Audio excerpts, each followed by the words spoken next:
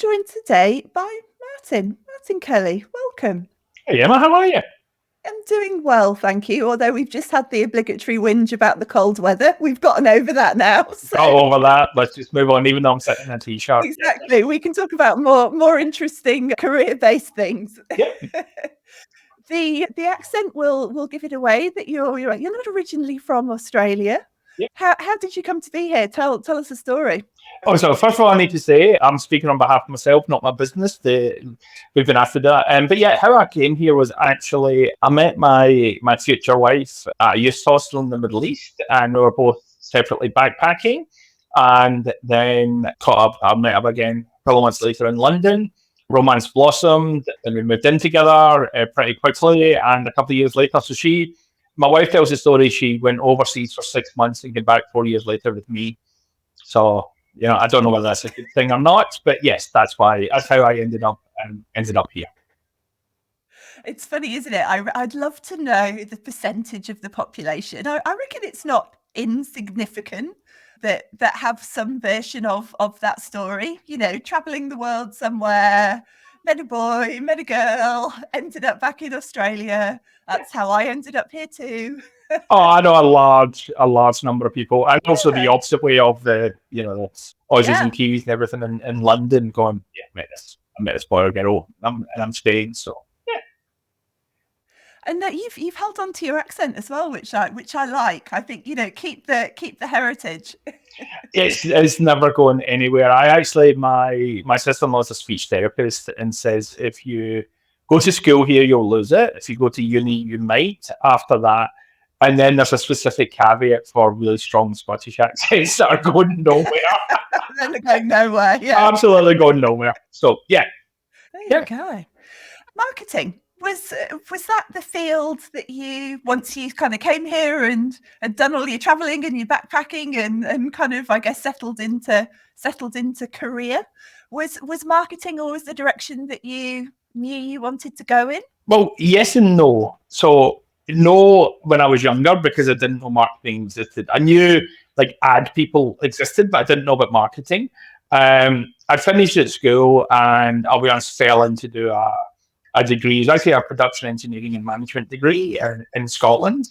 Really wide ranging. I look back and half the degree I loved, the management part I loved, the engineering, the production engineering I hated and just fell through the course. But one of the subjects was marketing, and I literally sat in that class and went, I really like this. It really did. It really did push my buttons.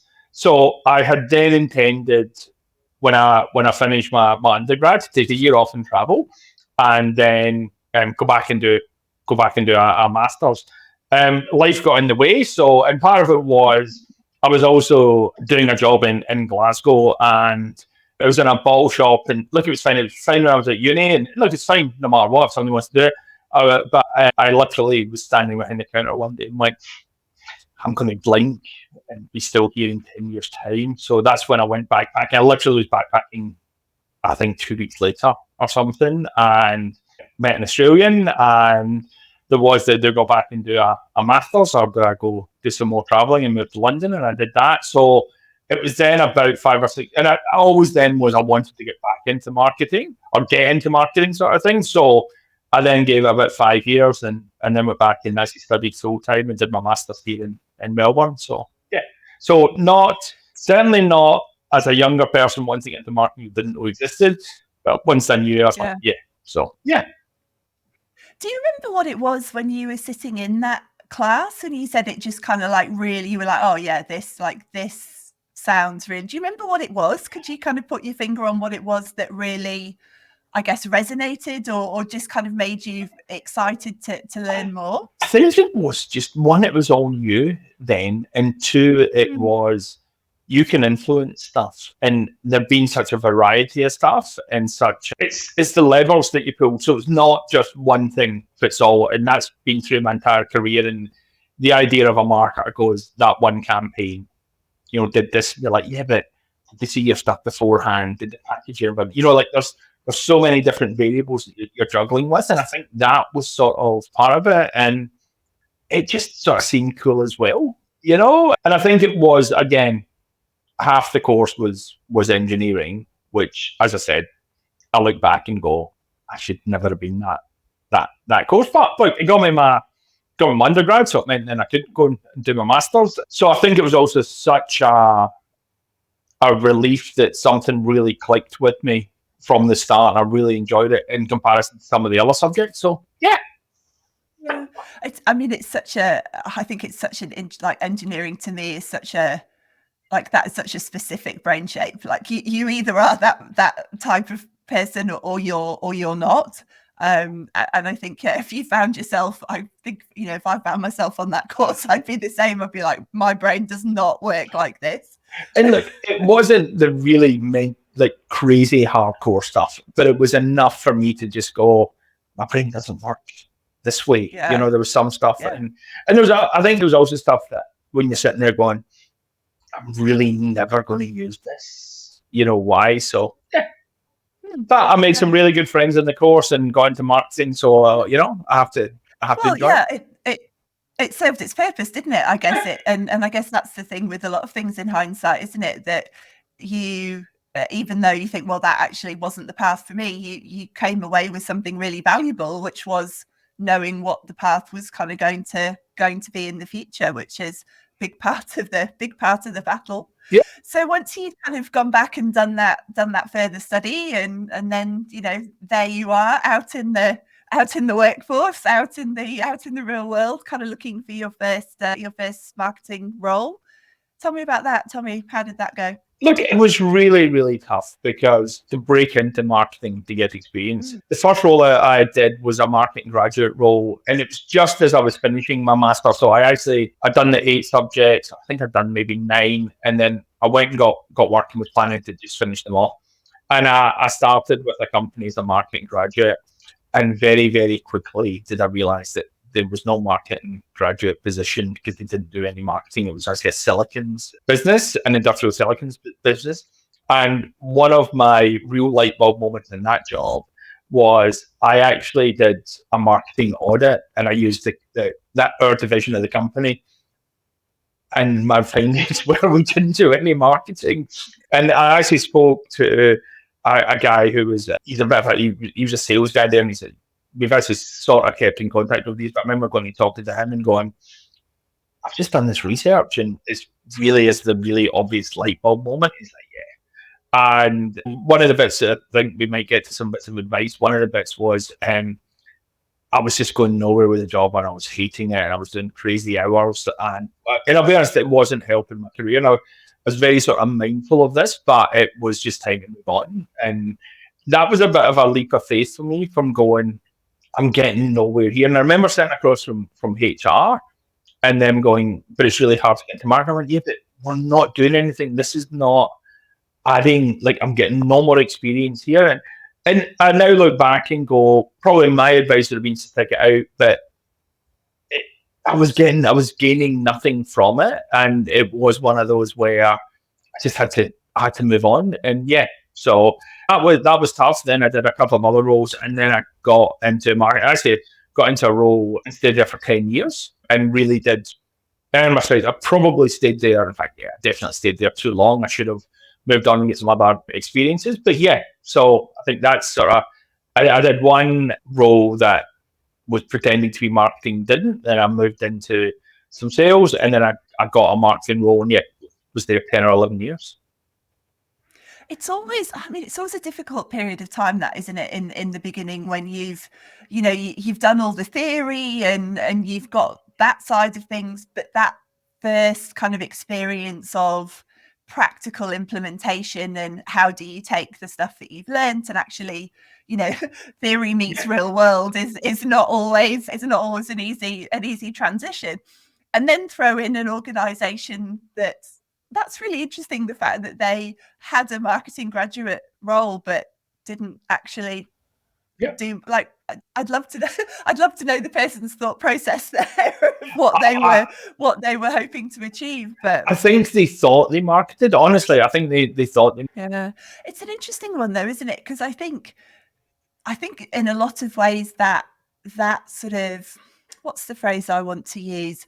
was going to say lack of understanding, and I don't know if that's too blunt, but I do think that still exists and is certainly one of the challenges that marketers still face, that a lot of businesses don't really still fully understand, I don't think, what marketing is We're and the how colouring it in can be department. used for good. And And we're the colouring in department, or it certainly is Mm, perception. And the idea of being at the leadership table, and that's something I've thought for years, and sitting there going, right, we can do this, but this is, this is where we're leading, and why are we not doing this? Or I can help you. And look, I'm very lucky in quite a few of the roles that I've managed to get to that leadership position and actually have those. But there is still some people that are you run a good event, and you're like, okay, but what about all of these things? Or, I can get you in front of these people, but you need to tell me who, like we need to work together on it. I remember in one role, and somebody like, oh, we're very, very specific. And you're like, tell me who you're targeting. And it was ridiculous. And you're like, yeah. you're It's not. all these people, Yeah. everyone. Oh, it's either ridiculously specific or everyone. And you're like, it's not everyone can we, and I'm a massive whiteboarder. I'm a massive, right, who, what, why, when, where, and how. Tell me through it and we'll do that. But yeah, and I've been there where, who's our target market? Oh, any adult 18 to 72 living in Asia. Right. Okay. Yeah.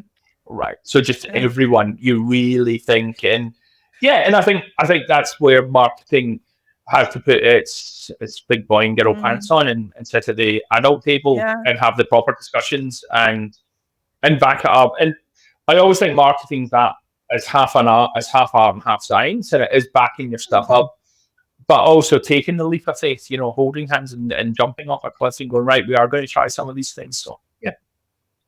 And I think your point about, leadership table is so key, because I think a lot of the frustrations that I've heard from people over the years is strategy is decided. And then once that's decided, we then we involve marketing, and then we expect marketing to try and solve the problem for us, or go and get, X, Y, and Z customer or whatever it is. But there's so much value to be had from marketing being part of that conversation and bringing in that kind of voice of the customer and kind of helping to refine that strategy from the get-go, and not just being handed something at the end, which I think just causes a multitude of problems certainly for the marketers, but also for the business, I think. Look, couldn't agree more. I go back to my time and we were going to launch a new product, and the sort of branding was taken care of, and it kept getting delayed. And we literally went out and bought a whole lot of stuff. And I remember at my review going, what's happening? And the line, I'd asked a couple of times, and the line was, we'll tell you when you need to know. And eventually it's probably became a bit forthright and it was my review time, and I went, guys, that's not good enough. And they're like, but we don't know. But that's fine. You need to tell me you don't know. But don't tell me, you'll tell me when you think I need to know. Because one, I've spent a whole lot of stuff in the cupboards that are slowly rotting. No, I'm not worried about drink bottle, merch and stuff, but we've got an entire plan. And we've now, I'll be honest, just totally left it. And I expect you to walk in and go, right, we need to launch this in a couple of days. And we're like, we need a couple of months to do this sort of thing. And it's having that involved us at the start. And then, but also, and this is something I'll flip back on marketers, involve other stakeholders as well. So in my roles over the last couple of roles, I've set up regular meetings with sales and with actually a number of stakeholders to keep them involved with what we're doing. I use even just something like Slack, etc., to just go, right, this is everything we're doing. Here's the plan, and it's marketing has to be very careful not to be beholden to sales, but they need to be holding their hands with sales. And I'm a massive fan of that. And as I said, I've worked with some brilliant salespeople that you work hand in hand with, and that it is right. If I do this, you do this, and this is the support, and there will be follow up, and there will be, but I'm also targeting the right people, or I've had this idea, and talking it through properly. Like I had one recently, and it was target a specific vertical, and it was like, actually, there's an awful lot of people at the small end that are never going to buy our product. And in reality, so rather than do something really scattergun, let's do something much more targeted sort of thing. And so I also think it's back on marketers to get a seat at the adult table and to be part of that, but to also bring stakeholders in, and then not to be there, right, I'm launching a new website and you this, and they're like, you haven't asked us about this, we didn't know about this. Now, the flip side is everybody's got an opinion on marketing, and it's trying to control that. Everyone's an expert. Everyone's getting an expert in marketing, but it's getting that balance between this is what we're doing and this is why we're doing it. And being able to listen and take advice on, but being able to push back and go, why not? Like I can't going back years ago. I remember, and it was an event, and there was some feedback, and I stand by this. We were doing an event at Melbourne Cup, and I would allow, and it was a free bar all day, but I would put restrictions on no spirits till after the cup. And I had quite a bit of feedback from people saying, "Oh, but we think that." And I went, "It's my event, not yours, and if it goes horribly wrong, it's me." And like there was at one point, then I went, "Why didn't you close those 3 deals? Just drop the price." And the sales guy's like, "Oh no, you don't understand. It's much more complicated." And I went, "No, just drop the price, mate. Drop the price, close the deal, get the sale." But it was a deliberate thing, and that's what I'm saying. Yeah. I think marketing, everybody's got an opinion on it, but there's also marketing needs to stand on its own 2 feet and then go, right, I am standing by this campaign and I am doing it. And and also talk about the failures, not just the win and what you learn from it. I learn generally more from failures than I do from success, so there's not too many of them. But and I think that's the thing of Stop has been viewed as a colouring in department. I don't know. I just rambled there. Did I just ramble for 5 minutes? No, I was right with you. I was right with you. As you've sort of gone through your career, what have been the sort of, I guess, the drivers for you, the things that have been important to you, the things that have kind of, I guess, informed your decision making along the way? Did you have a kind of a clear set of kind of goals and ambitions from the outset, or have they sort of evolved? Talk to me about that. They've evolved. They definitely. Look, I think the first one was purely get a marketing job, and one of your hats was come out as a graduate. And I don't know, let's just assume there's 1,000 graduates every year, and that's just a number I've built. And there's probably only 300 jobs. So it's getting a job, and guess what? If you don't get one in the first year, there's then 700 plus the 1,700 people looking for the job, and that keeps snowballing. So one, it was purely just to get a job and to get some experience. I then wanted to take on more and more things, but probably again in hindsight, I should have left my first job that I was there for 11 years. I should have probably left after about 3 years and got some different experiences. So that's that. I've also wanted to challenge myself then. So since I did leave that role, I've deliberately, so I went from insurance into software, so a bit of a leap. I've deliberately chosen different verticals, and it was actually some advice that I was given, which was, you pigeonhole yourself. So if you're only doing superannuation and marketing, that's fine. But if that's all you've done for 25 years, it's going to be very hard to move. And it's not saying it's impossible. Rather than if you can go, well, I've done superannuation, I've done this, I've done that, I've done, 4 or 5 different verticals. Now, the flip side is if the business you're looking for is only looking for a superannuation marketer, you're probably not going to get the role. But a lot of times I've done you say you want to do things differently, and they keep, and it's the merry-go-round of everybody. And look, again, educational software I've worked in, cybersecurity, automation I've worked in, and there is that merry-go-round of, you go from one company to company. You're like, that's good. If that's what you want, that's really cool. But I deliberately I want to get some different experience so that I'm not sort of pigeonholed, but also I'm bringing a different set of skills. I'm bringing, and it's not rocket science skills, but it is why don't we try webinars, or why don't we try, some live events? Why don't we do some lunches, or, and it's also your contacts from a different field. So, and look, one of the big ones is, there was a stage where title-wise, I was like, okay, I need this title now. It really became an issue for me, and I sort of dug my heels in. And also, I was just saying, money should never be the driver, I don't think. But there's also a point where you go, I need to pay my mortgage, and no offense to the drinks trolley on a Friday, but that doesn't. My bank manager doesn't allow me It doesn't pay the mortgage, does to bring it? 3 drinks in. And I think it's getting that balance. I've seen people jump every 6 to 12 months for an extra little bit of money, which is it's fine. But in the long term wise, are they actually doing their career any good? Like, can they come out and go an interview? Actually, I took sales from here to here. If it's been 6 months, well, were they good sales or not? So yeah, I think I've never had the solid goal of, I want to be CMO of BHP, blah, blah, blah. But I've had I want to, and so a biggie is, I want to enjoy myself. When it works for too long, I want to work with good people and enjoy yourself so that you actually enjoy your job. And I do enjoy my job. One, I really enjoy marketing, and two, I enjoy my job. So that's been a big driver as well. And that was probably, again, at times when I've waited too long, because it is hard to go, well, if I'm enjoying this, should I really move on? But again, I look back and go, it's probably times I haven't been enjoying it and I've stayed anyway. So yeah. Yeah.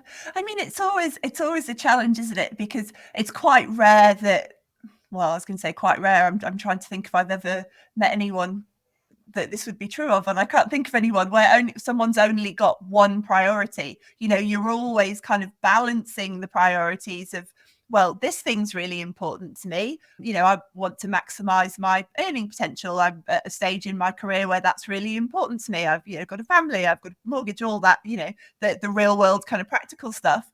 But also, I want to enjoy what I do. I want to challenge myself. I want to learn new skills. I want to grow, and you're trying to kind of balance all of those different things.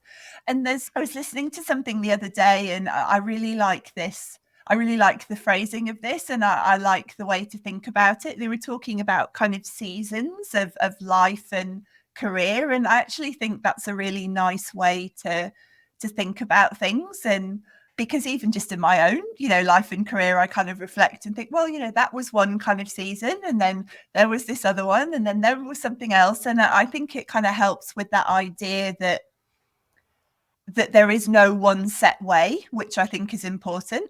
And also the idea that those kind of priorities and goals are going to shift over time. And the things that were really important to you and were your primary drivers when you were, 25, are going to be different to the ones when you're 45. Like they're not going to be the same thing. So I like that kind of seasons idea. I think or phases, I guess, whatever words. But I think it's quite an interesting way to think about things.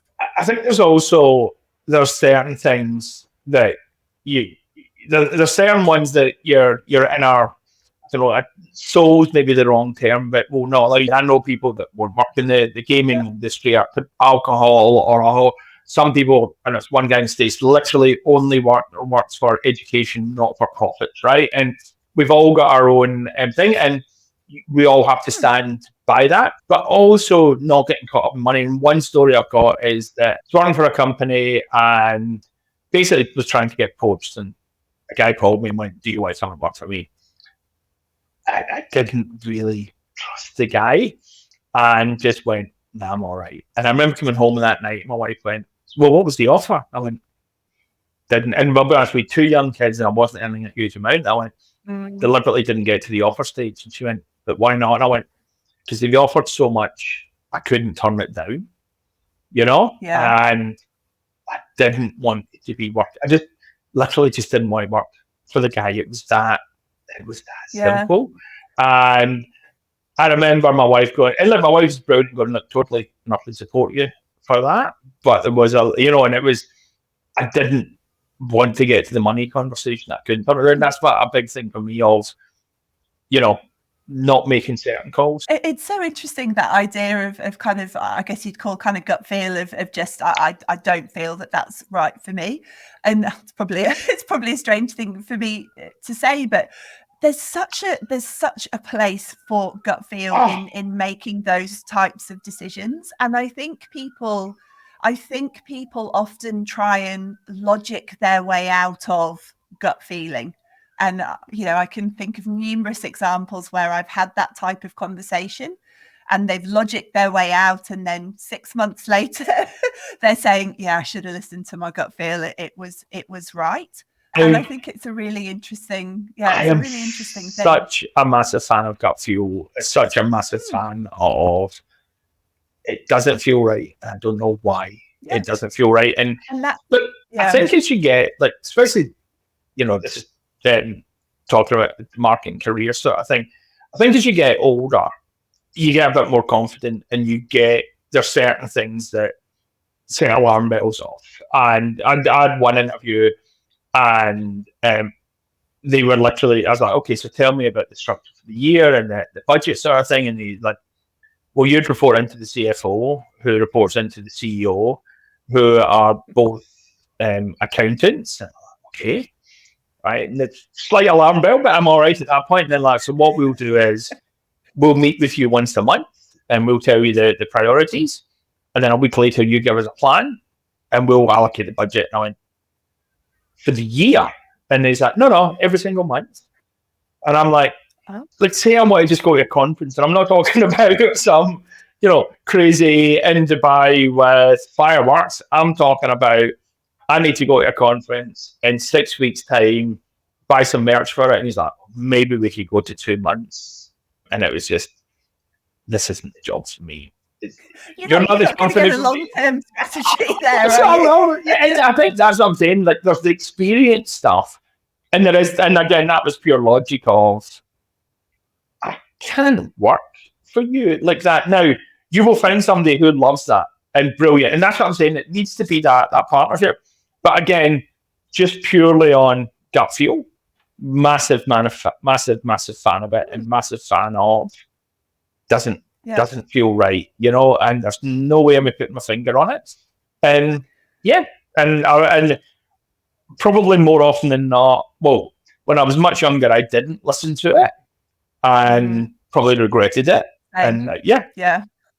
And I think the really key point there that you made for me is that you don't have to be able to explain it. It doesn't matter. As long as it's a strong enough feeling of, this just isn't right. I can't explain why. I can't articulate to another person, whether it's your partner or, maybe a recruiter or someone who's going to ask you why, and you feel like, you need to justify that decision. And I think that's the bit that often trips people up. If they can't justify the feeling, then they assume the feeling can't be right. And that's when I say they then sort of perhaps try to logic their way out of it. But it doesn't matter if you can't explain it. And that's the only kind of bit that matters. And as you say, I do think sometimes that comes with, certainly with confidence, but also of age, of just being like, I know it's not right. I can't explain to you why it's not right, but I know, and that's enough. And sorry, one thing I was going to say, and I got this advice years ago, and I stand by it, and it was, I was in a job and I was looking, but I probably wasn't quite mentally ready to go. And I sat with a guy who was a bit of a mentor for mine, and he was wonderfully honest, because he's like, so what are you actually looking for? And I said, I'll know it when I see it. He went, no, you won't. And he really called me out, and I so respect the guy for doing it. And I'm like, what do you mean? He went, you will always find fault with the roles you look for, because you're not. You say you want to go, but mentally you're not. And he said, can I make a suggestion? So, yeah, right. He said, on a bit of paper, draw out your dream job. And just put it, and he would literally, it can just be a brain dump, or you can put stuff in categories.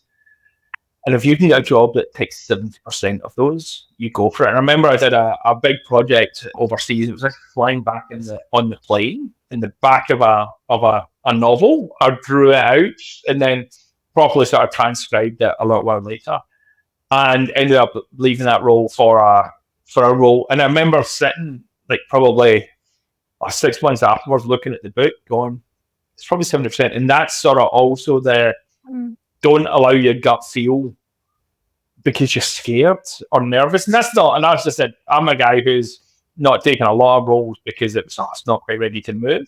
But also allow logic also in that. Yeah, I think there's something really powerful, actually. It's the word I would use in having that kind of clarity of thought and saying, this is what I actually want. These are the things that are important to me. These are the things that I'll compromise on. They'd be great, but they're not actually the real core things. But these things, whatever they may be, 10, 5, whatever it is, kind of core things, and be really specific about what those things are. And I think the flip side of that, your comment there of, I'll know it when I see it. I think it's quite easy. I know I've done it myself. I call it kind of shiny object syndrome, when you're perhaps looking for a role and you're not super clear on what those things are for you, either, the dream scenario or the things that are really important to you. It can be really easy to get sucked in by shiny object syndrome of, maybe it's a much bigger salary. Maybe it's a super charismatic leader that you just meet and you think, wow, like that person, I'd love to work for them. Everything else is awful, but there's just this one person that you think is amazing. Or I don't know, perhaps it's no, that's the brand. I want to work for. I want to work for this company, or look at my CV, or I said there is one on Gut.co, and it was, I was looking for a role, and I was actually really impressed. Basically, guy looked at my CV, interviewed me within a couple of hours. After literally probably halfway through the interview, it almost flipped. He's like, so tell me, where you'd go with the role. And honestly, at one point we were whiteboarding, and it was great. And I left, and it was one of those where I'm like, seems okay. And this was the one that got me. And it was the recruiter called me and went, look, this is the salary. And I went, something wrong here. Like, it's literally, I think I'm taking a pay cut. And I did the math, and they went, oh, we don't include bonuses. I said, well, what do you mean? Like, I explained to the guy that I got bonus every year, blah, blah, blah. And it went back and forward a little bit. And eventually it was, well, look, sign now, and you'll discuss your bonus with you in 6 months' time. And I'm like, no. I'm really sorry. No. Yeah, and I'm like, I'm really sorry, but this is when I've got some negotiating power. And it wasn't that I was asking for stupid money. I was literally going, this is going to cost me money to move this role. And then part of it is then I read through the contract. And I never understood this. If they fired me, they would give me a week's notice. But if I quit, they wanted a month's notice in probation. And I don't know whether that's standard, but I'm sitting there going, but the reality, guys, if I quit in probation, you don't want me hanging around for a month. And I remember they were the two things that I just went, there's a power imbalance here, and I don't want the role. And the recruiter then called me, went, look, let's negotiate with the bonus. And I was like, I'm already, I was going to say checked out. That's not the right term for check, but I'd already put a line through it and said, listen. Made a decision. Yeah. But I think that's the thing often of when you don't have that real kind of clarity of thought or list of criteria, whatever sort of terminology you want to put around that. Yeah, you can go to an interview and have a really positive experience with someone and be like, oh, wow, like this is great, but perhaps actually on closer inspection, some of the ducks don't align or the points aren't exactly what you would kind of want them to be. You mentioned there the conversation with the gentleman you said was a bit of a kind of a mentor figure for you, and actually that was something that I wanted to ask you about, whether you'd kind of actively sought out those kind of mentor figures in your career, because I think it's one of those things that's quite overlooked. I think a lot of people don't do it, and I just think there's enormous value in it. So interested in your experience of that. Look, there's some that's almost organically happen. So some that you've just you've dealt with in business, they're more experienced than you, or they're older than you in something, and there's a couple that I've literally saw present, and one in particular, and I probably won't name names just purely because I don't want to embarrass her, but she presented at a conference. And I also don't want her overloaded with too many LinkedIn requests, but she presented at a conference. She blew my socks off. I went onto LinkedIn, sent her a message saying, can I grab 15 minutes of your time for some career advice? She gave me an hour of her time. We've kept in contact ever since. In fact, at lunchtime today, I'm about to go and have lunch with her. And Oh, nice. it's one of those weird ones now where it's probably not the mentor thing, but there is the, I'm thinking this, I'm thinking that. She thinks 10 steps ahead of me. So I'm a massive, massive fan of the mentor and the networking, like the people that you stay in contact with. And it is like, I think there's the ones where, the people you stay in contact with so that you can go to them for advice, and you can do the, is this feeling okay? Or, and it's not down to nitty gritty, or it is, this is what I'm thinking career wise, what do you think? Or this is where I'm thinking of moving vertically, or I've got 2 job offers type thing, or they've made me this promotion. I remember at one point being offered a promotion and going, I think it's setting me up to fail here. You're not giving me the muscle, you're not giving me this, you're not giving me that. And I remember again coming home, my wife going, in your review, you turned down a promotion. And I went, look, I did. But it sounds ridiculous, but basically it was one of those, they wanted me to be in charge of relationship building for the business. And I'm like, look, that's great. But the year beforehand, I wrote a board paper on it and said, this is what we should be doing. And it got killed. And it got killed by the head of sales, which I totally understand why he did it. Because he's like, well, it's my job to do this. And I'm like, but you're not doing it. And if we want to do it as a business, that's what we need to do. And then sitting and going, actually, you're setting me up to failure because I've got, we can go back and relook at the paper. But that's where, there is times when you do need to make those calls, but there is also a lot of times when you need to go to the mentor and go, this is what I'm thinking. Can I just grab a coffee with you? And use them sparingly. That's also my thing. And a lot of good companies I've worked for have had that, the mentor or the group that you can go to and discuss things. And I'm a massive fan of those as well. So yeah, definitely I've kept in contact with a lot of old managers that I've worked for, and I've actively sought out mentors that then you can go and get advice from. Yeah, that's great. I mean, I think there's such a place for both of those things, and the thing that I particularly like about that story, and it's a question that people often ask, is, if I've identified someone that I would, like to have that sort of mentor-mentee relationship with, like, what do I do? And it's quite simple. Like you ask them, and I think there's that fearfulness, nervousness around that. But the way I always think about that is, if that was you and you received a message from someone asking the exact same thing, what would your response be? At worst, you're going to think, how lovely. I don't have the time, unfortunately, but you're still going to respond and say, like, look, thank you so much. I really appreciate that. I unfortunately just can't take that. That's not a bad outcome. Yeah. And that's the worst thing that can happen. To be fair, I guess the worst thing is that you just never hear from them. And even that's not terrible. That's not terrible. Yeah. And sorry, look, I don't know, maybe it's my upbringing, but the worst is somebody can say no. And remember, we're in marketing. That's what we should be doing. And it's that one of, I think, just, and again, but being respectful.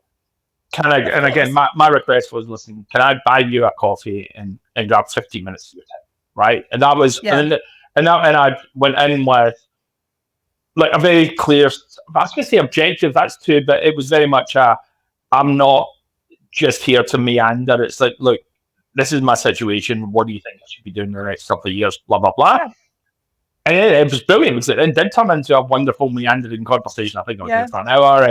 And that's what I'm saying is, just go and ask, but also be respectful of the time. It can't be, can I get this much time? But it's also then like following up on it. So quite a few years ago, I went and spoke to one of the uni's marketing societies, and I gave some basic advice. But one of the things was, okay, I've got a lot of contacts.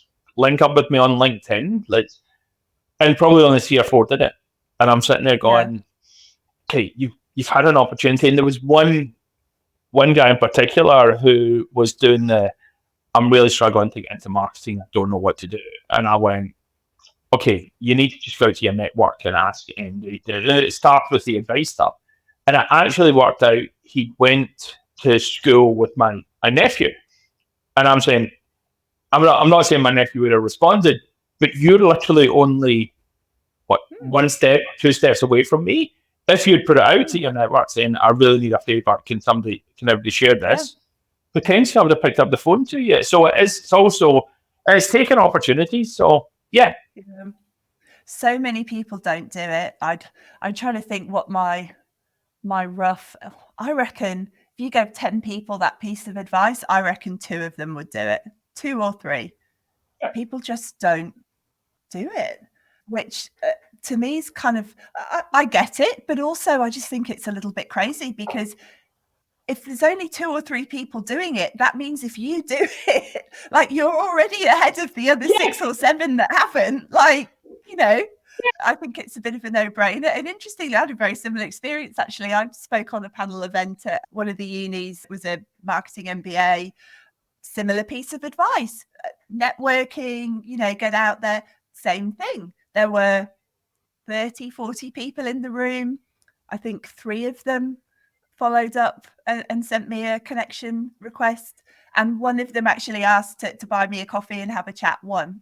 Yeah. And I'm not saying that I'm the guru and I know everything, but I was just surprised that more people, and I, left the door wide open for, if you'd like some help, I'm more than happy to help. Like, well, put some time aside.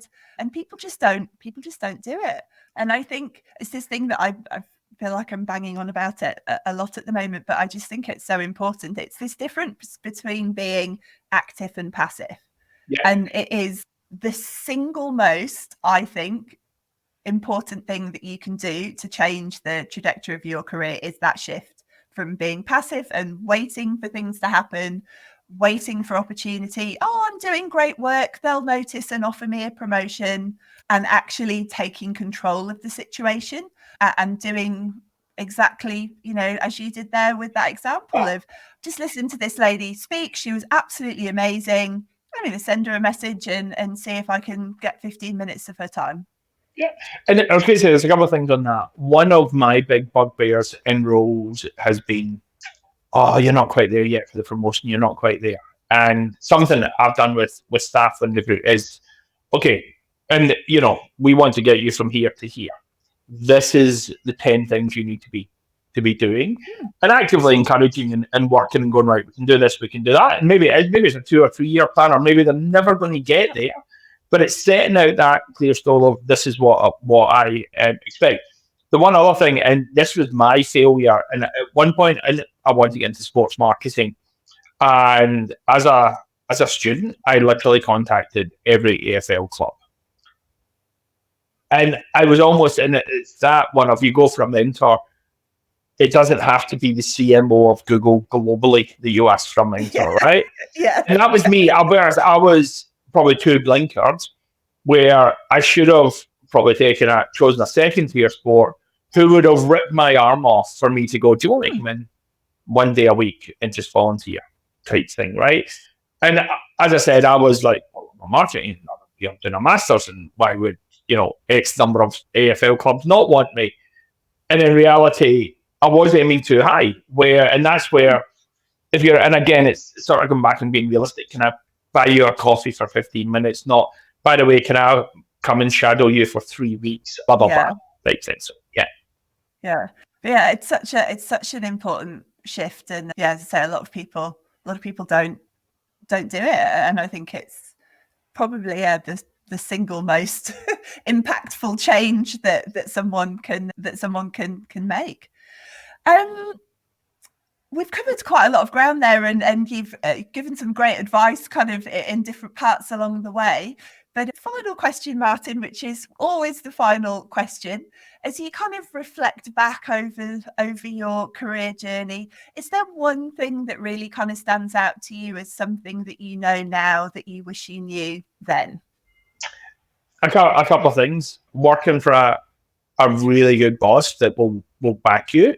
But probably the biggest one is it's okay. And sorry, and this is related to Almost the Boss. It's okay to fail, right? It's all right if you're not in. I remember at one point, I'll be honest, I was still in probation and taking part in most of the company went to Europe, but I had just been to the States. So I sort of zoomed in for the first half of the get together. And I was still on probation. And the marketing director went, right, Martin, the last couple of months, what's your biggest failure been? And I'm sitting there, and the ad comes from a company that failure didn't happen. So we played it so safe. And if something did fail, we took it into the back garden, we dug a hole, we buried it, we covered it in concrete. It never got discussed again. And I'm like, oh, well. And I stumbled for probably a minute. And he went, Martin, if you're not failing, you're not trying anything good. That's simple. And I'm like, wow, right? And every role I've then come into, I've went and deliberately chatted to sales and went, no idea if this is going to happen, going to work or not. All the data says it is. No idea. And actually, specifically in this role I'm in, and the head of sales that I was first dealing with is gone. But I'd like, we're going to hold hands and jump off a cliff, mate. And each of the salespeople I've probably dealt with since that conversation has happened. But it is, if you want it just purely safe, that's okay. But we're not going to achieve really cool things. So yeah, probably not being afraid to fail, just not too often. Yeah, it's a really interesting one, isn't it? Because I think reminded of a conversation I actually had last week or the week before with someone who relatively early in their career and had been offered a new role, and they were really struggling to make the decision as to whether they should take this role or not. And I think it was just that kind of, certainly not so much fear of failure, but fear of getting it wrong, perhaps fear of making the wrong decision. Like, what happens if I say yes and it doesn't work out? And it becomes almost, paralyzing, because you can keep going with that scenario a million times. And I think sometimes it can be really freeing. Certainly I find it that way, to say, like I said before on something, what's the worst that can happen? If you make the wrong decision and it doesn't, what is actually the worst that can happen? Yes. And let's think about that. Let's say it out loud. Let's bring it into the light. And if that worst thing happens, what would you do? Like, how would you work through that? And suddenly this thing that you're terrified of actually isn't that bad. And you're like, well, if that's the worst that can happen and that thing happens, well, I can deal with that. Like, there's a way out. It's okay. And suddenly you're not kind of, I think, paralyzed or stuck by this kind of feeling of fear and getting it wrong. But yeah, I really like that answer, because good things can happen when you. But also, it's your career. So one of the other comments would be, and I think back a specific colleague where she was in marketing, and suddenly she was made the head of sales and marketing. And I don't think she actually wanted to be the head of sales and marketing. I think she wanted to be a marketer. And she probably lasted about 18 months and wasn't being successful and ended up getting laid off. And I look back and go, did she actually want to do that? Or was it almost one of those? And there is that. I don't think you don't take half measures and but I think there is that. I'll do this, but there needs to be some review processes from my point of view as well. And again, I think as you get older, you're much more likely to have those conversations rather than, the 25-year-old that's like, I just need to get a job and I just if offer me a promotion, I'm going to take it. But it is your career, so owning it and doing I don't want to move into this role. I don't want to do, like for me, I don't want to move into just 100% digital, ad copy type role. It's never been for me. And I've sat in interviews, and there was another one I sat in where they talked about writing copy 90% of the day. And I'm like, so why don't you just employ a copywriter? Yeah, and say that sounds like a copy role, not a marketing role. And why don't you employ? And they went, no, because there's some other things we want to be doing. I went, but if it's only 10%, like a good copywriter can do other things, but you really need to. And again, it's I think having the experience to be able to go, I'm not what you want here, so that's okay. you know. So yeah. Nice. That is a nice place to finish, I think. Yes. Thank you. Thank you, Martin. Thanks for kind of sharing what you've learned over your own journey and your insights and your experience. I really appreciate it. Thanks for taking the time. Nah, cool. Thanks a lot.